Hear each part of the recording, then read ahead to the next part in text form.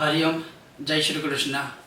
इस पितृ पक्ष या श्राद्ध पक्ष की श्रृंखला के आज के इस भाग में मैं आपको बताऊंगा कि जैसे इन 15 दिनों में या 16 दिनों में, जैसे मैंने पहले वीडियो में स्पष्टता कर दी है, अधिक तिथि हो सकती है, क्षय हो सकती है, और इस बार एक दिन ऐसा भी है जो खाली दिन है, जिस दिन श्राद्ध है ही नहीं, लेकिन वो दिन भी बहुत उत्तम है। वो भी मैं आपको आने वाले किसी न किसी भाग में बताऊंगा। लेकिन आज मैं आपको बताऊंगा कि जैसे शास्त्रों में लिखा है, धर्म सिंधु में, निर्णय सिंधु में, वायु पुराण में, नारद पुराण में, बहुत सारे ग्रंथों में इसका मतलब विस्तार से वर्णन किया है कि इन श्राद्ध के 15 दिनों में या 16 दिनों में सबसे उत्तम अगर कोई पितरों के लिए कुछ क्रिया करनी हो या करवानी हो तो हम वो क्या करवा सकते हैं।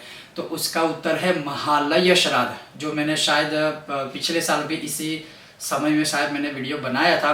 तो अगर कुछ भी हो सके, कुछ भी ना हो सके इन 15 या 16 दिनों में, लेकिन एक दिन कोई ऐसा आप चूज कीजिए, मतलब कोई एक दिन ऐसा रखिए जिस दिन आप महालय श्राद्ध करवा सके, और ये बहुत ही उत्तम है। जैसे मैं आपको एक उदाहरण दूं, जैसे सावन महीने में हम भगवान शिव की प्रसन्नता के लिए जैसे रुद्राष्टक करवाते हैं, लघु रुद्र यज्ञ करवाते हैं, और शिव जी के मतलब कोई ना कोई पूजा पाठ अभिषेक आदि करवाते हैं। नवरात्रि में माँ दुर्गा के लिए जैसे दुर्गा सप्तशती के पाठ करवाते हैं, नवचंडी यज्ञ आदि करवाते हैं या शतचंडी करवाते हैं।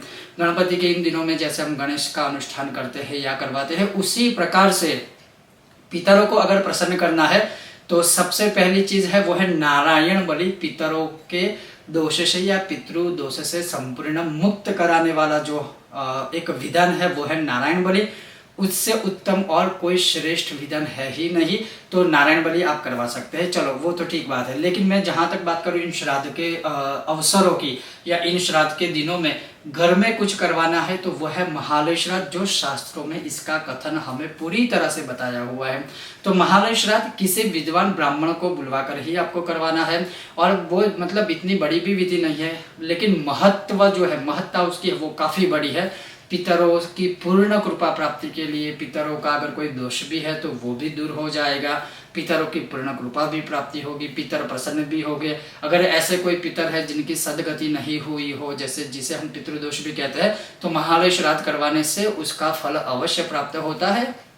कोई भी एक दिन आप ले सकते हो, जैसे मान लीजिए कोई एक तिथि ऐसी हो जिसमें या तो दादा की मृत्यु हुई हो, या पिता की हो, या भाई की हो, या माँ की हो, या बहन की हो, मतलब परिवार के किसी भी सदस्य की जो तिथि होती है कोई, वह एक दिन तिथि आप तय कर दीजिए और उसी दिन महालय श्राद्ध आप करवा सकते हो। बहुत उत्तम है। और जो ब्रह्मदेव आते हैं महालय श्राद्ध करने या करवाने के लिए, तो उनसे निवेदन भी अवश्य कीजिए कि वो उस दिन आपके घर में भोजन करके ही जाए, क्योंकि इसका जो महत्व है वो भी मैं आपको बताने वाला हूँ। लेकिन अवश्य महालय श्राद्ध जो है वो इन 15 या 16 दिनों में अपने हाथों से या अपने लिए करवाना ही चाहिए, और ये बहुत श्रेष्ठ विधान है। तो उसके लिए मतलब इसकी एक पूरी विधि होती है, शायद मैं कहूँगा तो शायद आपको समझ में पूर्ण रूप से नहीं आएगा, क्योंकि उसका एक पूरा विधान होता है। लेकिन मैं इतना कह सकता हूँ कि आप अपने किसी भी विद्वान ब्राह्मण को बुलवाकर अपने लिए, अपने परिवार के कल्याण हेतु, पितरों की कृपा प्राप्ति हेतु किसी भी एक दिन महालय श्राद्ध करवाइए।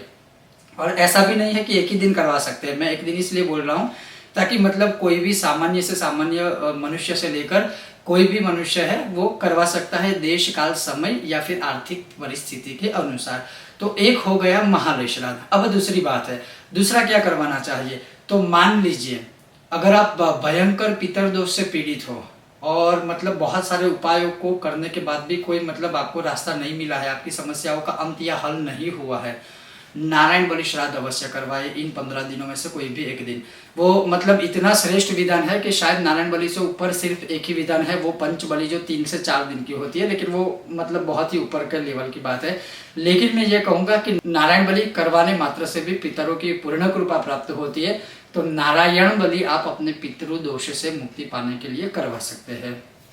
तीसरी बात, सरल उत्तम सर्वोत्तम विष्णु सहस्त्र का पाठ प्रतिदिन प्रयत्न कीजिए, सपरिवार बैठकर सभी लोग विष्णु सहस्त्र का पाठ करें, या तो सुबह करें या तो मध्याह्न काल में करें अर्थात दोपहर में, या तो फिर सायंकाल को या रात्रि काल को भी, किसी भी समय पितृ पितरों की पूर्ण कृपा प्राप्ति करने के लिए विष्णु सहस्त्र का पाठ करें।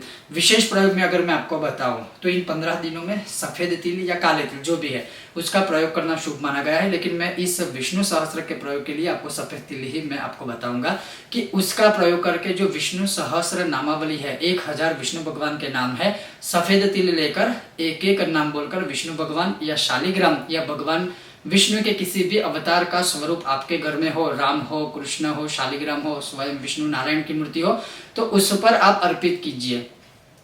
15 दिनों तक या जब तक श्राद्ध चल रहे हैं 16 दिनों तक अवश्य यह प्रयोग कीजिए। पितरों की पूर्ण कृपा प्राप्त होगी, नारायण की भी कृपा प्राप्त होगी, लक्ष्मी की भी पूर्ण रूप से कृपा प्राप्त होगी। तो इन 4 या 5 जो मैंने आपको उपाय बताए जो शास्त्रोक्त है, अवश्य कोई ना कोई आपको अपने घर में यह करवाना ही चाहिए। और महालय श्राद्ध आप तीर्थ में भी करवा सकते हो, शिवालय में भी करवा सकते हो और घर में भी करवा सकते हो। ऐसा नहीं है कि श्राद्ध शब्द या पितरों की क्रिया घर में नहीं की जा सकती है, घर में भी की जा सकती है, घर में ही की जा सकती है।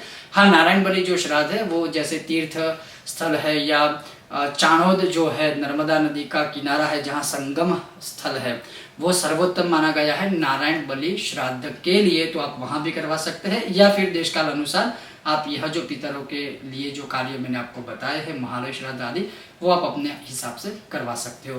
तो ये था आज का एक विशेष भाग।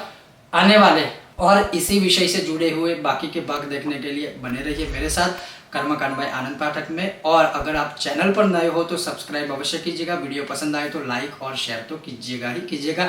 देखते रहिए कर्मकांड बाय आनंद पाठक। ओम गणेश, जय श्री कृष्ण।